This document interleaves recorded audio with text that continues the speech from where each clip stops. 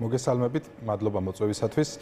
დღეს ეს მნიშვნელოვანი თარიღია ჩვენი ქვეყნის უახლესი ისტორიაში. ერთის მხრივ ეს არის, რა თქმა უნდა, დიდი ტრაგედიის, თუმცა ამავდროულად ეს არის უდიდესი გამარჯვების დღეც, როდესაც ჩვენ აღვადგინეთ ჩვენი ქვეყნის დამოუკიდებლობა და ყოველთვის უნდა გვახსოვდეს, რომ იმ ადამიანების წინაშე, რომლებმაც თავიანთი სიცოცხლის ფასად მოგვიტანეს ეს დამოუკიდებლობა, ჩვენ ვართ მათ წინაშე სამუდამო ვალში მთელი ქვეყანა და განსაკუთრებით ამ დღეს უნდა ვამბობდეთ იმ სიტყვებს, რომელიც აქციებზე მაშინ აპრილში ხშირად იყო მათ ბანერებზე, ძირს რუსეთის დამპალი იმპერია გაუმარჯოს დამოუკიდებელ საქართველოს.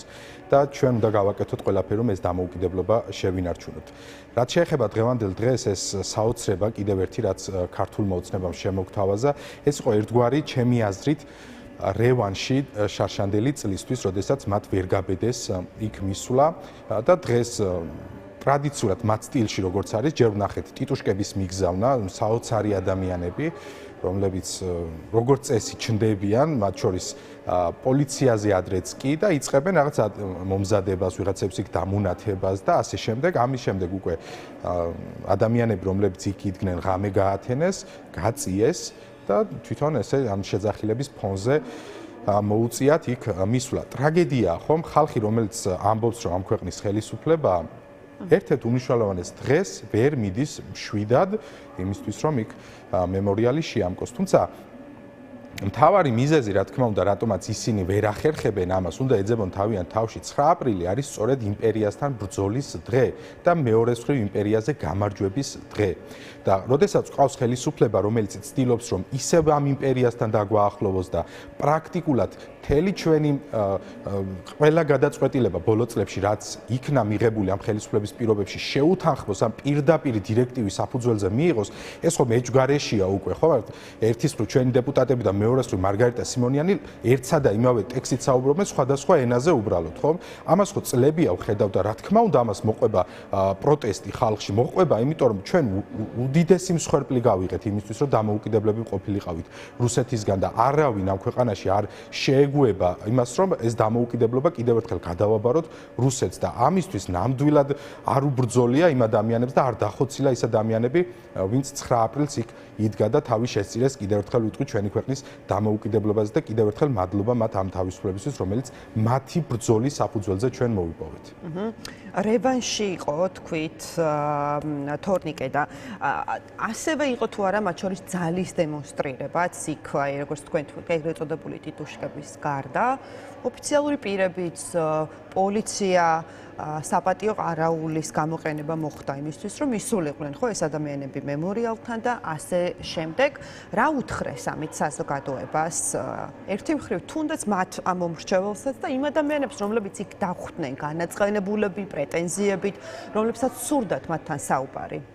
მათ უთხრეს კი, რევანში იყო ჩემი აზრით და ეს იყო ამავდროულად მათი ზუსტად ძალის დემონსტრირებაც იმ კუთხით, რომ აჩვენეს, რომ არ აინტერესებთ მათ საზოგადოების აზრი და მათ მხარეს არის პოლიცია, მათ მხარეს არის ძალოვანები და რასაც გადაწყვეტენ, იმას გააკეთებენ. აი, მაგალითად, ერთი პარალელი მინდა გავავლო, ხო, დღემდე ჩვენ არ ვიცით 9 აპრილს რა ნივთიერება იქნა გამოყენებული მოშიმშილეების წინააღმდეგ, ხო? ასევე დღემდე ზუსტად არ ვიცით თუ რა ნივთიერება გამოიყენეს შარშან მშვიდობიანი დემონსტრანტების წინაშე და შევახსენებ საზოგადოებას რამდენიმე თვის წინადელ BBC-ს გამოძიებას, ხო? აი იმ ადგილას მივიდნენ, სადაც გახსოვთ თქვენ ამ დარბევების შემდეგ ხშირად საუბრობთ, ყველანი დავდიოდით იქ და ვამბობდით, რომ დგას გაურკვეველი სუნი და იქ ადამიანები ხდებიან ცუდად რამდენიმე დღის შემდეგ, დარბევის შემდეგ. ამას ვამბობ შარშანდელ მოცემულობას და არა რაღაც 35 წლის წინანდელ მოცემულობას. ხო, აი ამ ხელისუფლებაზე ვსაუბრობთ, რომელიც დღემდე არ გვეუბნება თუ რითი დაწამლა ხალხი. აი ამ საკითხზე თუ შეიძლება კამათი და ისინი ამბობენ, რომ იქ უკანონ არაფერი გამოყენებულა. 300 ადამიანზე მეტი ხო არის ნაწამები. 24 წლის ნოემბერ-დეკემბერში. ვინმე არის დაკავებული სახსალამათი ადამიანები, პოლიტიკური ლიდერები, რომ ქრებოდნენ და რამდენიმე საათში საავადმყოფოში დალეწილები იყვნენ. ეს ადამიანები, ამ ადამიანების წინააღმდეგ ეს უმძიმესი დანაშაული, ვინც ჩაიდინა, ვინმე არის პასუხისგებაში მიცემული? არავინ საერთოდ. იდენტიფიცირებას ვერ ვაკეთებთო. სადაც აკეთებდნენ იდენტიფიცირებას, შეგახსენებთ, არაერთი კადრი არსებობს, მათ შორის უნიღბოები, როდესაც მოქალაქეებს ესხმოდნენ თავს. არც ერთი მათგანი არ არის დასჯილი. ჩვენ გვყავს სახელმწიფო, რომელმაც ორგანიზებული წამება მოუწყო თავის მოქალაქეებს. ეს არის კონვენციური დანაშაული. და მეორე დღეს კიდევ უკვირთ, რომ იქ თურმე თავისუფლად ვერ გაიარეს და რაღაც შეძახილებმა შეაწუხეს. თუ რაიმემ შეაწუხა, უფრო უარესი აქვთ მათ ჩადენილი ჩვენის წინააღმდეგ და ამ ხალხის წინააღმდეგ. და ამისთვის მას პასუხისგება აუცილებლად მოუწევთ. კი ბატონო. და თორნიკე, კიდევ ერთი საკითხი, რასთან დაკავშირებითაც მინდა რომ დაგისვათ შეკითხვა და ვისაუბროთ, ეს არის ანაკლიის სპორტის თემა. მოკლედ, ვიწყებთ თუ აშენებას ხელისუფლებამ.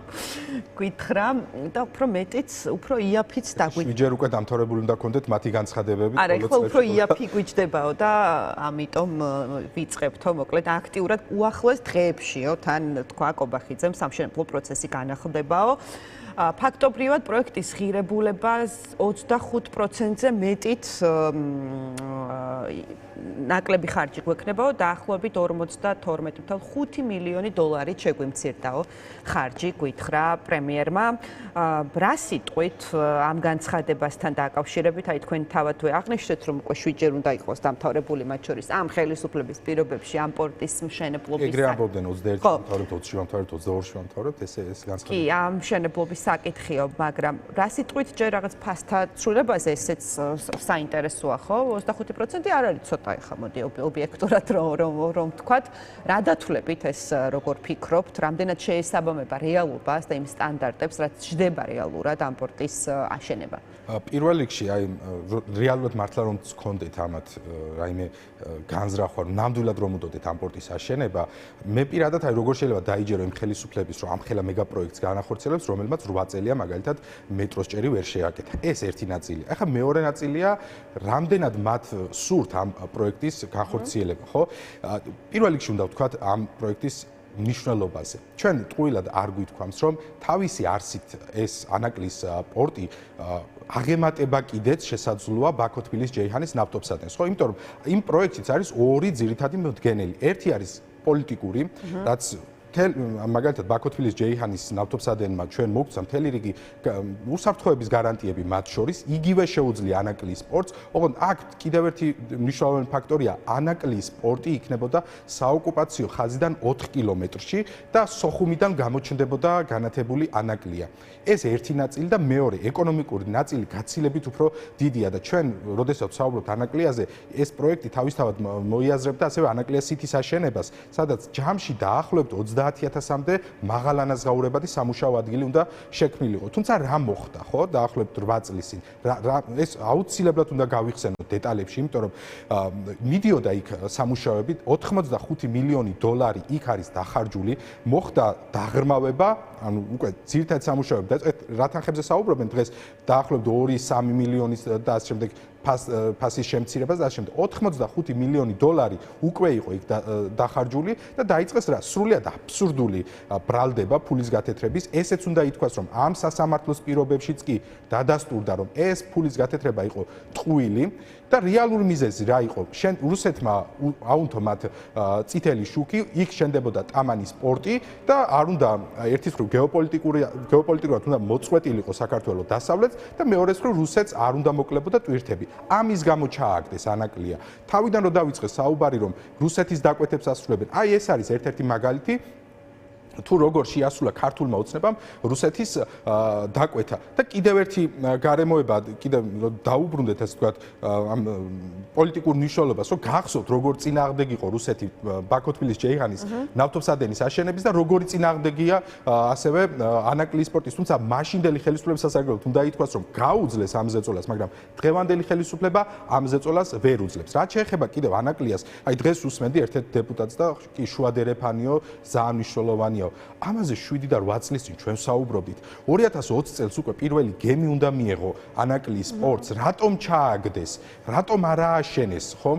თუ ნამდვილად გული შესტივათ ამას, თუმცა ეს არის აბსოლუტურად ტყუილი. ახლა ხედავენ, რომ ერთის მხრივ ახლო აღმოსავლეთში მიმდინარე კრიზისის გამო ორივე სრუტე სერიოზული საფრთხის ქვეშაა, ხო? ერთი დაკეტილია, მეორე შეიძლება ხუსტება ნებისმიერ დღეს დაკეტონ, ერთ სრუტეში გადის ნავთობის 20%, სოფლიო ნავთობის, მეორეში სოფლიო ვაჭრობის 10%, 10-დან 12%-მდე და ამ პირობებში, რა თქმა უნდა, შუადერეფანი არის აუცილებელი და ანაკლია არის ამ ქვეყნის ნომერი პირველი სტრატეგიული დანიშნულების ობიექტი, რაც აუცილებლად და უსწრაფესად უნდა ავაშენოს. ბატონ თორნიკე, როგორ ფიქრობ, ანუ სინამდვილეში არ უნდა ხელისუფლებას ამ პორტის აშენება და მაგიტომ ჭიანურდება ეს პროცესი თუ ვის ააშენებინონ, მაგაზე ვერ ჩამოყალიბდნენ, იმიტომ რომ ესეც ფაქტორია, აშკარად.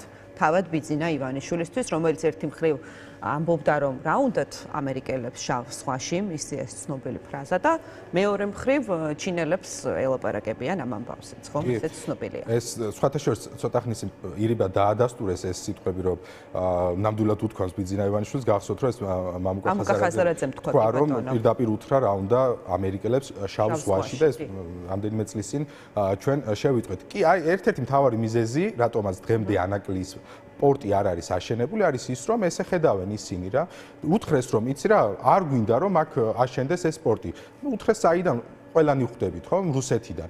და ის სუვერენიტეტი, რომელსაც დღეში 10 ჯერ ახსენებენ, სწორედ ეგ არის, რომ დათმობა სუვერენიტეტს, როცა შენი ქვეყნის ბედი სხვაგან და კიდევ უფრო უარესია, როდესაც მტერთან წყდება, ხო? რა თქმა უნდა, მათ შესაძლოა ქონდეთ რაღაც ინტერესები, მაგალითად, ეხლა ჩვენ ვხედავთ რა გუშინაც იყო პროცესი და კვირა არ გავა, რომ ყოფილი მაღალი ან საშუალო ან დაბალი დონის ჩინოვნიკი არ დაიჭირონ კორუფციაზე, შესაძლოა ქონდეთ რაღაც ფინანსური ინტერესები და ასე შემდეგ და ესეთ პროექტებთან განსაკუთრებით შესაძლოა იყოს მათ ინტერესები, თუმცა თავარი აქ არის გეოპოლიტიკური მდგენელი ჩემი აზრით, იმიტომ რომ რუსეთი ამათ არ აძლევს უფლებას, რომ ეს პორტი ააშენონ და ისინი რა თქმა უნდა რუსეთის მოთხოვნას ასრულებენ ყოველგვარი რაღაც კითხვების გარეშე და ჩვენი ქვეყნის ეროვნულ ინტერესებს თმობენ იმის გამო რომ რუსეთს იქ ასიამოვნონ. ნუ სამწუხაროდ ესეთი ხელისუფლება გვყავს. თუმცა მე მინდა საზოგადოებას უთხრა რომ აუცილებლად ეს სპორტი აშენდება და იქნება ის ნამდვილად კარიბჭე ჩვენი ქვეყნისთვის მთელი მსოფლიოსათვის და ეს იქნება ნამდვილად ერთის მხრივ კიდევ ერთხელ ვამბობ მიუხედავად იმისა რომ უდიდესია გეოპოლიტიკური მნიშვნელობა ამ პროექტის ასევე ეკონომიკური მნიშვნელობა 30,000 სამუშაო ადგილი მაღალანაზღაურებადი რაც იქ შეიქმნება დააბრუნებს არაერთ ოჯახს ემიგრაციიდან არაერთ ოჯახს აქ შეუქმნის კარგ შემოსავალს და ჩვენ ეს პროექტი ნამდვილად იქნება დასაწყისი იმისა რომ ამ ქვეყანაში მოხდეს რეალური გარდატეხა და ცვლილებები